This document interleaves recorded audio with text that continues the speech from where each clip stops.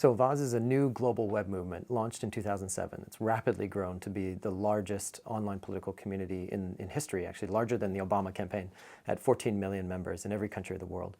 And we have a simple democratic mission to close the gap between the world we have and the world most people everywhere want. If you look at the opinion polls, it's astonishing. There is a wide and deep and powerful democratic consensus across the world on poverty, human rights, climate change, multilateralism, and yet a huge democratic deficit in globalization. So we're people-powered. Every campaign we run is polled and tested and developed by our community and our membership. And it leverages the power of people power to press for change. So we've seen this new model of people-powered politics changing countries in Australia and the United States. And we're taking that model global. Well, I think there's been a tremendous impact on Syria. I mean, the standard playbook of these dictators is black out and crack down. They kick out all the foreign journalists, they shut down the international community's awareness of something, and then they use the most brutal tactics to extinguish these democratic protest movements. And for 13 months now, the Syrian government has been unable to do that. They have been unable to black out. They've been unable to crack down. And part of that is due to a people-powered solidarity between these amazing, brave activists on the ground in Syria and international engagement and support and solidarity. And our group pushed governments around the world to bring attention and to place oil sanctions and all kinds of sanctions on Syrian officials in the regime.